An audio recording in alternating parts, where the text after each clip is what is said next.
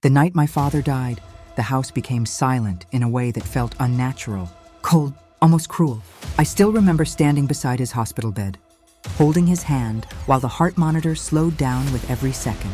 My father was the only person in this world who ever made me feel safe.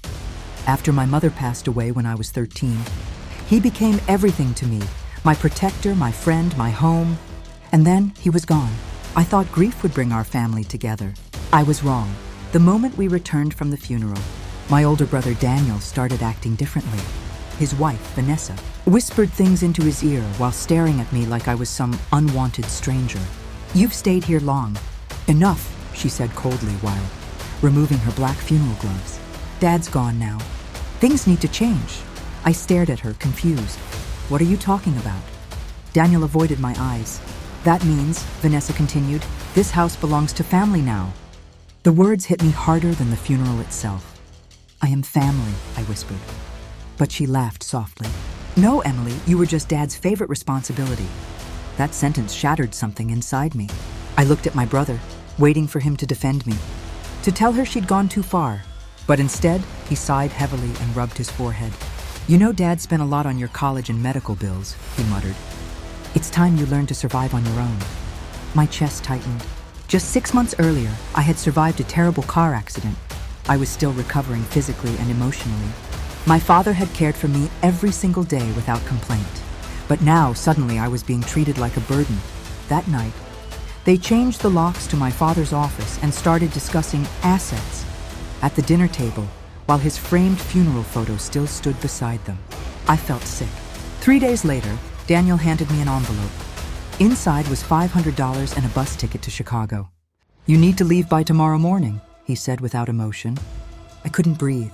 "This is my home," I cried. "Dad would never want this." But Vanessa crossed her arms. "Your father didn't leave a will," she snapped. "Everything automatically goes to Daniel."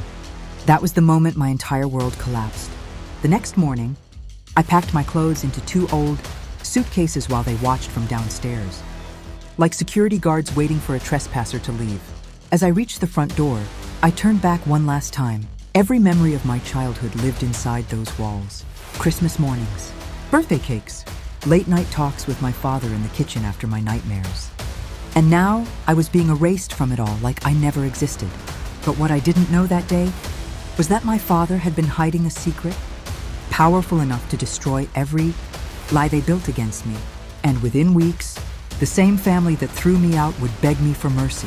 The first few weeks after leaving home were the darkest of my life.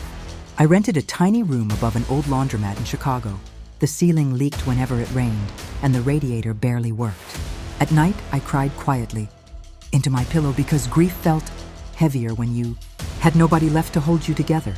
I missed my father every second, but more than grief, I felt betrayal. Daniel used to carry me on his shoulders when we were kids. He used to promise Dad he'd always protect me. So how did money turn him into a stranger? One afternoon, while I was working double shifts at a small cafe, I received a voicemail from an unknown number. "Miss Emily Carter?"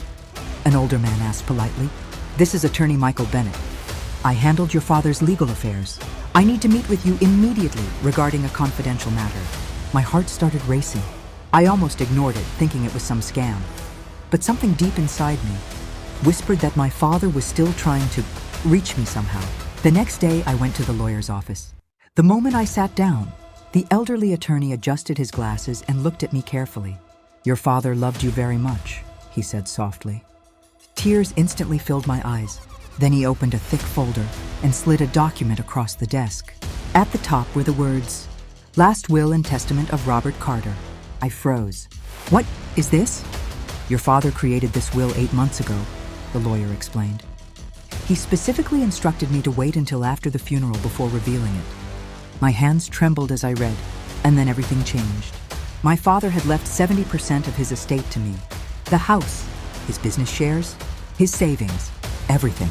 Daniel received only a small trust fund with strict conditions attached. I couldn't speak. "There's more," the lawyer continued. He handed me another envelope written in my father's handwriting. "Emily, if you are reading this, it means I'm gone. And it also means Daniel disappointed me again. I saw the greed growing inside him long before my illness became serious. That's why I kept this will secret. You were never my responsibility. You were my greatest blessing. And if they try to destroy you after I'm gone, promise me you won't let them win. Love forever, Dad. I broke down crying right there in the office. For weeks I believed I had been abandoned, but my father had protected me even after death.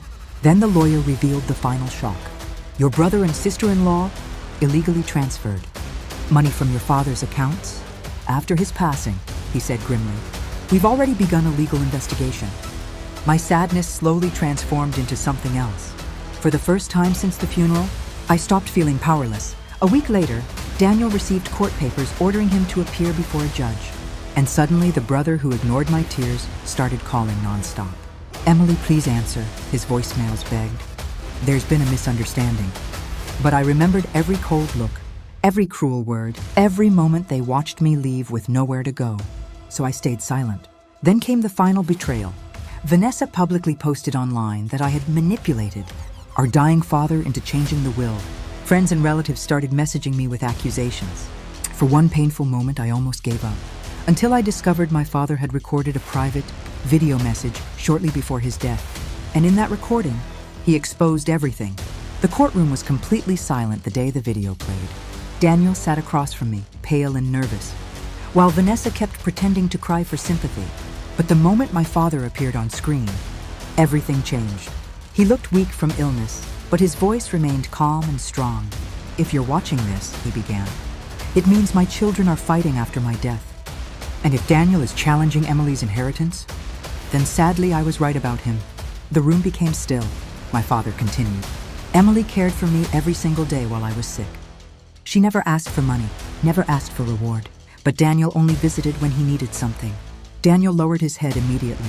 Then came the sentence that destroyed them both. If my son tries to remove Emily from this house or deny her rights, I want the court to know he directly violated my final wishes. Vanessa's face lost all color. But my father wasn't finished. He revealed bank statements, hidden transfers, and proof that Daniel secretly took money while Dad was still in the hospital. The judge looked furious. Within an hour, the case completely turned in my favor. Daniel was ordered to repay every stolen dollar.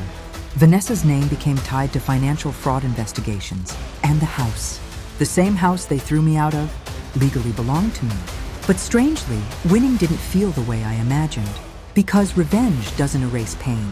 It only reveals truth. A few days later, I returned to the family home alone. The silence felt different now, peaceful.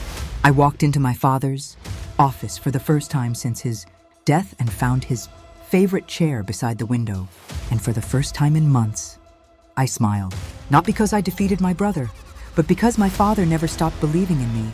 Weeks later, Daniel came to the house unexpectedly. He looked exhausted. Smaller somehow. I lost everything, he admitted quietly. I stared at him for a long moment. Part of me wanted to scream, to remind him how he abandoned me when I was broken and grieving. But another part of me remembered the little boy who once promised to protect his little sister forever. I trusted you, I said softly. Tears filled his eyes immediately. I know. That was the first honest thing he'd said in years. I didn't invite him back into my life completely. Some betrayals leave scars too deep to disappear. But I also learned something important. Holding hatred forever only keeps the wound alive. So instead of destroying myself with anger, I chose peace. Today I still live in my father's house. I restored the garden he loved. I framed his final letter beside my bedside table. And every morning, when sunlight enters through the kitchen window, I remember his words. You were never my responsibility. You were my greatest blessing. Sometimes the people who betray you believe they buried you forever. But the truth has a strange way of surviving. And karma always remembers the address.